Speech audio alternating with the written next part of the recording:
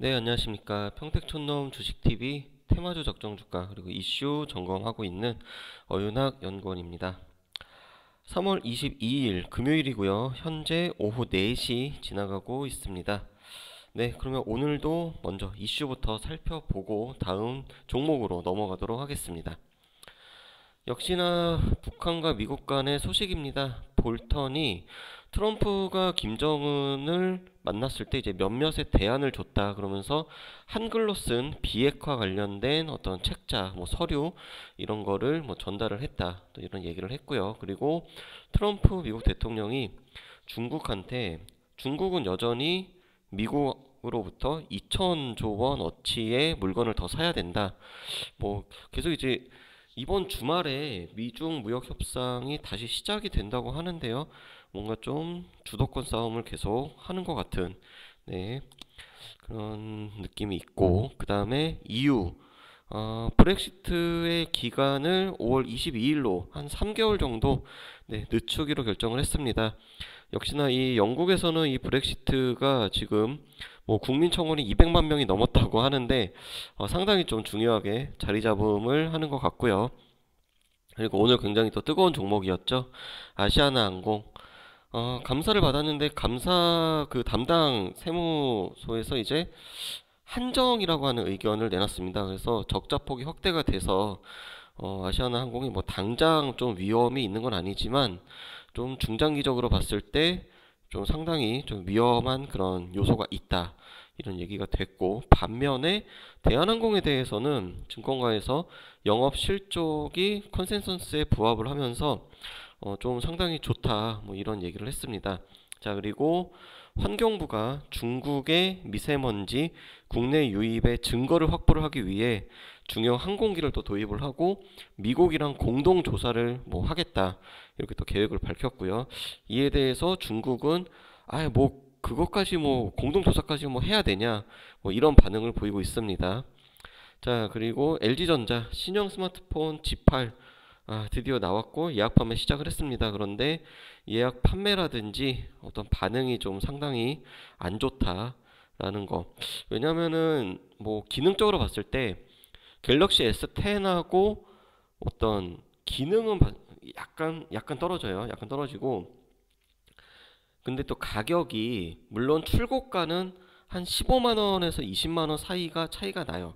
차이가 나지만 갤럭시 같은 경우는 무선 이어폰 지금 시중에서 한 14만 원, 15만 원에 판매가 되고 있는 무선 이어폰을 주고 그 다음에 쓰고 있는 핸드폰을 반납을 하면은 그 핸드폰을 중고 보상가를 2배로 책정을 해서 주는 그러다 보니까 실제로 혜택이 오히려 G8보다는 더 싼 네, 그런 상태입니다.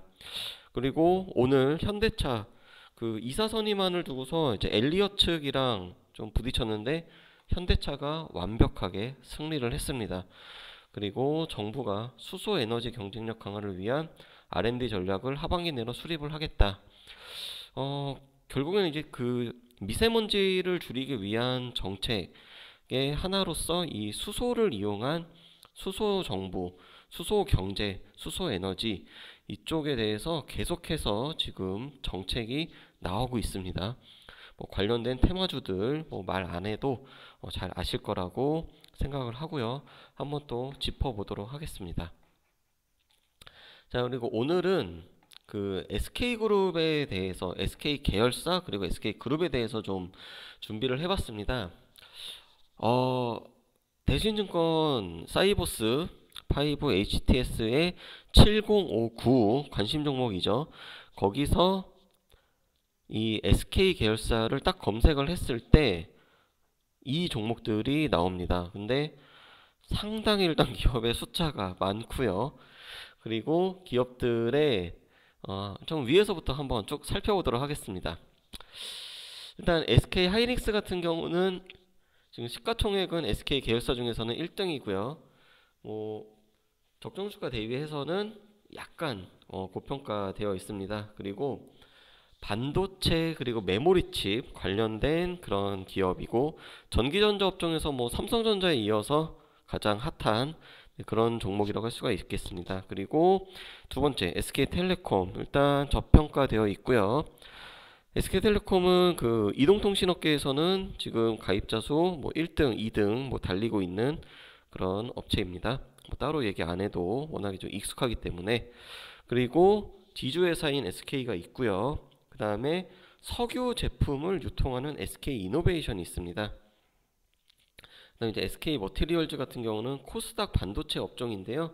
저평가된 건 아니고 한 2배, 3배, 3배 가까이 고평가 되어 있고, 반도체 공정에 사용을 하는 그 특수 가스를 생산하는 그런 기업입니다. 네, 또 이제 한번 펜으로 한번 보면서, 자, 그리고 바로 이제 SK 네트워크스, 유통회사죠. 에너지 뭐 IT 기기 이런 거 유통하는 회사고, 그 다음에 SKC 산업용 소재 산업을 하는 회사인데, SKC에 대해서는 잠시 뒤에 SK그룹의 좀 역사를 말씀드리면서 좀 자세히 설명을 하도록 하겠습니다. 그 다음에 이어서 SK가스가 있고요. SK가스 같은 경우는 역시나 그 이름대로 액화석유가스, 네, 수입 판매. 그 다음에 그 밑에 있는 SKD&D는 부동산 개발과 신재생 에너지 쪽으로 사업을 하고 있고, 그 다음에 SK디스커버리, 최근에는 헬스케어 쪽으로 좀 사업을 확장하고 있고요. 그리고 또 계열사 중에서 아이리버가 있습니다. 아이리버라고 하면은 그 옛날 MP3로서 정말 그 전 세계를 대상으로 굉장히 좀 센세이셔널 그런 영향을 끼칠 수 있는 그런 회사였는데, 이 MP3에 대해서 약간의 좀 특허 관련돼 가지고 조금 음, 좀 안일한 대처 뭐 이런 걸 하면서, 네, 지금은 회사가 좀 많이 작아졌습니다. 현재는 지금 MP3 플레이어 여전히 좀 하이엔드급으로 고성능의 MP3 플레이어 쪽에서는 마니아층을 형성을 하고 있고요. 그 다음에 부산가스, 네, 역시나 뭐 도시가스 관련된 그런 회사고요. 그리고 SK증권, 저평가되어 있는데 계속해서 지금 그 매각 관련해 가지고 이슈가 있는 그런 회사입니다. 그리고 SK바이오랜드는 역시나 저평가되어 있으면서 화장품 원료와 건강기능식품 쪽으로 사업을 하고 있습니다. 그다음에 이어서 SKC 솔믹스, LCD 소재를 생산하고 있는 회사고, 지금 현재가가 4,195원, 그리고 적정주가는 2,600원, 네, 약 2배 가까이 지금, 네, 고평가되어 있고, 그 다음에 로봇 자동화 관련된 사업을 영위하고 있는 SM코어가 있고, 그 밑에 있는 우선주 넘어가고요. 마지막으로 이제 나노엔텍이 있습니다. 나노엔텍 같은 경우는 이제 면역 진단기 관련해 가지고, 네, 사업을 영위하고 있는 그런 회사인데, SK 계열사가 상당히 지금 광범위하게 보면은 어떤 식품과 관련된 거를 제외하면은 뭐 거의 전 분야에 걸쳐서, 네, 사업을 영위를 하고 있습니다. 자, 그래서 SK 그룹 같은 경우는요, 일단 화학, 통신, 건설, 반도체, 네, 이런 쪽으로 이제 전방위적으로 지금 그 사업을 영위하고 있고, 옛날에는 선경이었습니다. 선경그룹. 선경그룹이 이제 시작이 29년에 최학배 대표께서 이제 이 회사를 만들었고요. 그때 그 45년도 이제 광복을 하고 나서 선경 직무를 이제 그 일본인 재산인 적산 기업으로 지정을 했어요. 그래가지고 관리인을 위촉을 했는데, 그 관리인이 바로 이제 이 SK 쪽에 지금 그 과거 선경그룹에 이제 좀 인연을 맺게 되었습니다. 그러다가 70년대에 석유화학 회사인 선경유화를 설립을 했고요.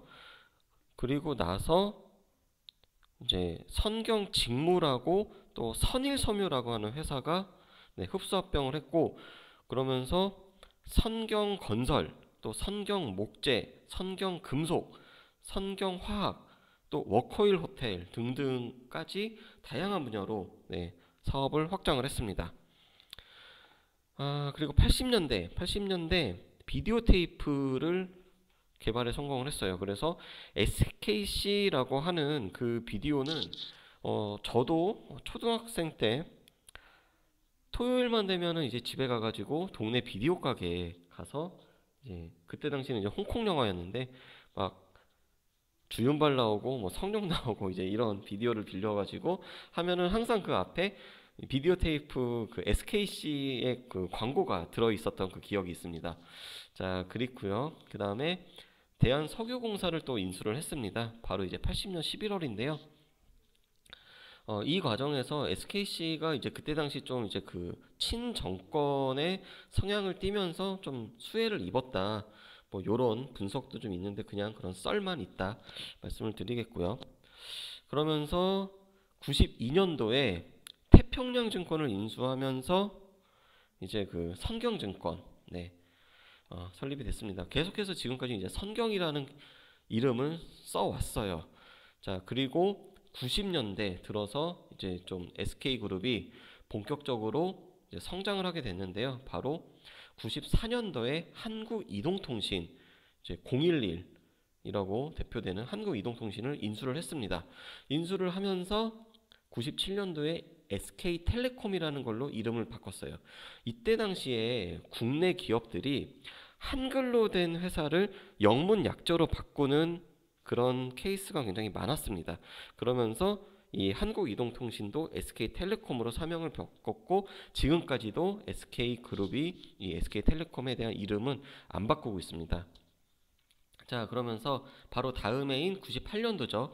98년도에 유공이 SK로 이름을 바꿨습니다. 그러면서 전체적인 그룹이 선경에서 S와 K를 따와가지고 SK그룹으로 넘어왔고, 그리고 99년도에 최태원 회장이 이제 승계를 하게 되었죠. 자, 그러면서 2000년도 쭉 이제 그냥 잘 회사가 그 사업을 영위를 했습니다. 그러면서 이제 본격적으로 이제 대변혁기가 왔는데 그게 바로 2012년도에 하이닉스를 인수하면서 SK 하이닉스라는 이름으로 되었습니다. 그때 당시만 해도 이 하이닉스라고 하는 이 반도체 회사는 글로벌 3위 정도 수준이었는데요. 지금은 이 D램 쪽에서 삼성에 이어서 글로벌 2위 정도까지 지금 성장을 했고, 그러면서 이 SK그룹이 SK텔레콤뿐만 아니라 SK 하이닉스가 정말 엄청난 지금 매출을 발생을 하고 있고, 그리고 석유 제품에 유통하는 쪽에서도 굉장히 많은 수익을 창출하고 있는 그런 대기업으로 지금 발전을 했습니다.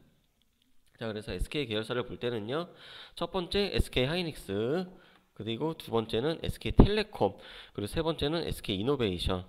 요 세 개의 회사가 상당히 중요한 위치에 있다. 이렇게 보면서 SK 계열사에 대한 오늘 간략한 진단은 이제 여기서 마무리하도록 하겠습니다.